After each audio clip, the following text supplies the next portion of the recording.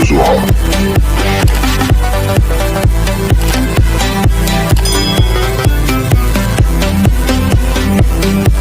Kwana da ke zama da rabuwar dalili domin kyau waje ni ma za na bari.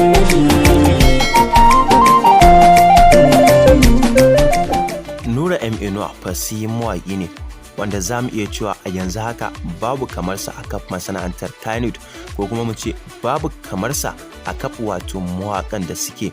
yin waƙoƙi a yanzu haka. Domin idan kuka dubi wato waƙoƙin Nura M Inuwa za ku ga cewa yana tura saƙonni a cikin waƙoƙin nasa, domin na tabbata da cewa ba za ka saurari wato waƙar Nura M Inuwa tun daga farko har zuwa ƙarshe ba tare da wato ka fahimci wani abu ko kuma ba tare da wato ka ƙaru da wani abu ba. Wannan shine advantage ɗin da yake tsakanin wato Nura M Inuwa da kuma sauran mawaƙa. Za mu wato bayyana muku sunan wannan waƙa da muka ɗanɗana muku zumanta a farkon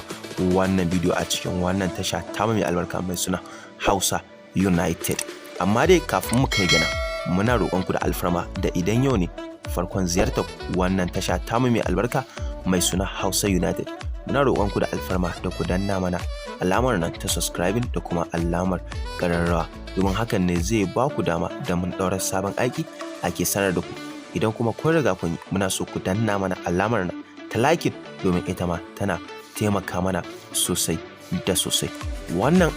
Wannan waka dai da muka ɗanɗana muku zumanta a farkon wannan bidiyo, sannan kuma a cikin wannan tasha tamu mai albarka mai suna Hausa United, ita ake wallakabi da suna Bankwana,